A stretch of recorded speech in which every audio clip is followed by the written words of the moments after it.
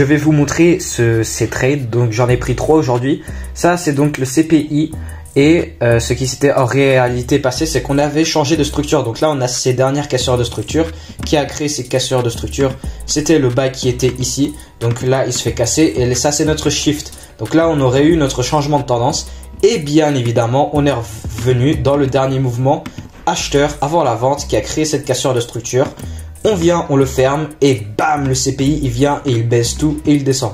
Donc en réalité on était parti pour une tendance haussière, mais donc ce mouvement haussier, peu importe, ça aurait été des partials, break-even, break-even du coup, mais j'allais prendre ce beau mouvement qui était pas mal. Donc là-dedans j'ai trouvé un dernier mouvement vendeur avant l'achat, une demande fantôme que du coup j'ai pu trouver, voilà.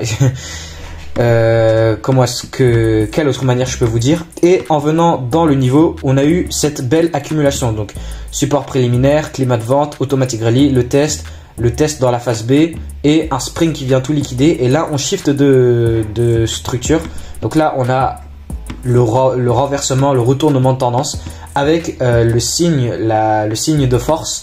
Et donc là qu'est-ce qu'on fait? On avait eu un dernier mouvement vendeur avant l'achat qui est donc que j'ai donc raffiné sur les temporalités plus petites. Donc là on est sur les 15 minutes, mais sur le 1 minute on a la dernière demande non fermée. Là qu'est-ce qui vient se passer? On est venu, on l'a fermé et on est venu créer une nouvelle cassure de structure. Donc là un nouveau shift. Donc là c'est des shifts à l'intérieur d'autres shifts. Et donc là ça me montre bien que le prix il veut pas aller en bas quoi. Donc là moi où est-ce que je prends mon achat? Sur le dernier mouvement vendeur avant l'achat, donc je l'avais raffiné au début, mais il y avait des chances qu'on vienne pas le toucher. Bon, on est venu le toucher quoi. Donc j'ai pris le composite block. Donc le composite block c'est quoi? C'est le mouvement global. Il y en a ils appellent ça le bloc institutionnel ou ce que vous voulez. Le composite block, donc la dernière demande, la globalité du truc, donc la dernière vente avant l'achat. On a du gap, on crée de la liquidité juste en dessous, juste au-dessus pardon. Donc là super. Donc ça, ce trade, il était très bien. Et qu'est-ce qui s'est passé? On m'a sorti pour repartir dans ma direction. Et bah non du coup. En fait j'avais vu qu'on avait shifté de tendance. Ok, ici c'était mon order flow attractif. Je visais à la fin du trade ici. Mais je pense avec le CPI qui serait sorti, parce que du coup il y a eu le CPI et c'était très risqué, je serais très sûrement barré sur la nouvelle structure qui est là, qui a bien évidemment été cassée. Et ça aurait été quoi ça? Un petit 1 pour 4. Donc voilà, j'ai raté ce 1 pour 4. Pourquoi? Quelle est la cause de cette perte? Pourquoi est-ce qu'on est venu absorber la liquidité qui est en dessous de là? Et en réalité c'est très bête. Et au moins ça me fera une belle erreur, une bonne leçon. Et bien évidemment, donc l'erreur je l'ai vue, ok? Qu'est-ce que c'est? Session asiatique, donc cette zone rouge, je sais pas si vous voyez bien, mais session asiatique, donc là on a le bas de la session asiatique. Et c'est quoi la fameuse pattern du matin? La session de Londres, il va presque toujours venir liquider la session asiatique d'un côté ou de l'autre pour aller viser l'autre liquidité. Donc là on a toute cette liquidité vendeuse juste en dessous du bas, donc moi j'en ai fait partie, mon stop loss c'était une vente. Et si le composite man il veut acheter dans ses niveaux de demande, bah, il va lui falloir la liquidité vendeuse. Donc moi j'ai fait partie de la liquidité, et en plus de ça du coup c'était con d'avoir un stop loss en dessous du bas de la session asiatique. Donc voilà pour ce trade là. En prenant le trade, j'ai vu que c'était le bas de la session asiatique. Comme mon stop loss il était là, mais dans ma tête j'étais en mode bon ça va, c'est pas grave. J'ai mon beau composite block, on est venu fermer lui, on a réagi à la hausse. C'est pas grave. Non, ok. Non et non. Donc ça c'est fait, ça c'est appris. Plus jamais de stop loss au-dessus ou en dessous de la session asiatique le matin. Donc les trades toujours soit session de Londres, soit session de New York.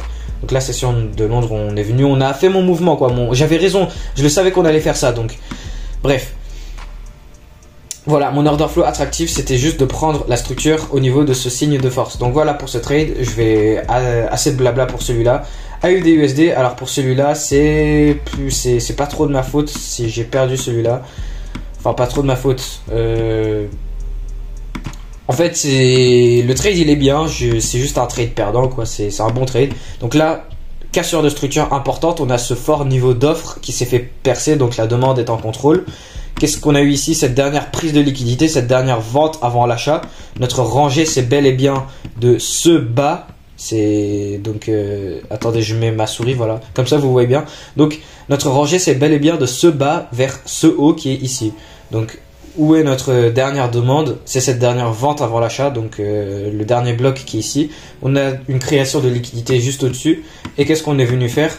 Donc même chose, confirmation, on va pas directement acheter sur la zone. La zone, qu'est-ce que c'est? Donc on est venu en tendance baissière, on a eu notre renversement de tendance, enfin notre retournement de tendance en cassant, on a eu notre shift du marché. J'ai repéré la dernière vente avant l'achat qui a créé cette cassure de structure.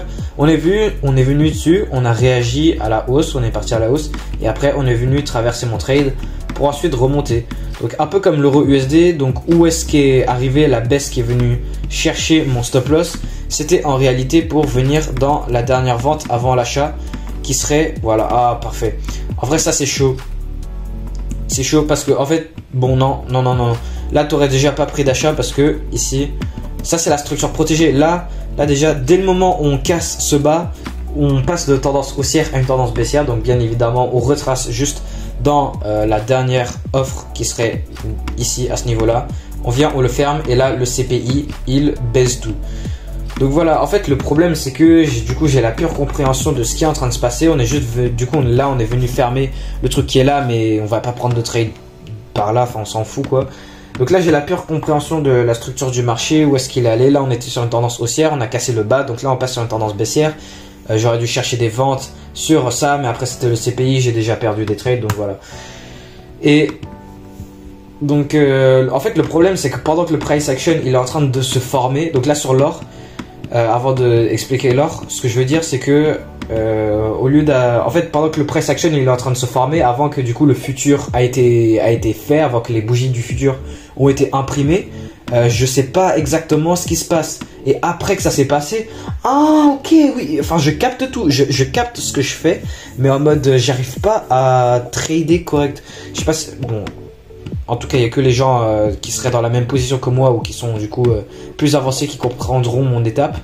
Donc bref, donc là XAU USD, enfin l'or, setup très simple. On est sur une tendance baissière.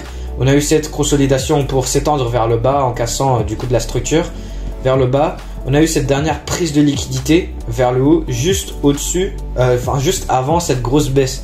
Est-ce que j'ai identifié sur les temporalités plus petites? Donc là, encore une fois, on est sur le 15 minutes. J'ai identifié le dernier bloc, le dernier mouvement acheteur avant la vente avec un peu de gap, je pense.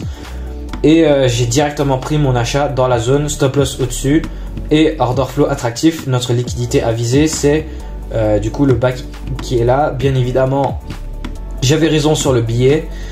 Et en fait sur tous les trades j'ai raison sur le billet, mais ici ce qu'on est venu faire c'est qu'on est revenu dans cette grosse mèche acheteuse avant la vente qui est là. Donc après ça c'est plutôt l'or, il est plutôt trompeur. Je commence à aimer de moins en moins de trader l'or. Donc voilà.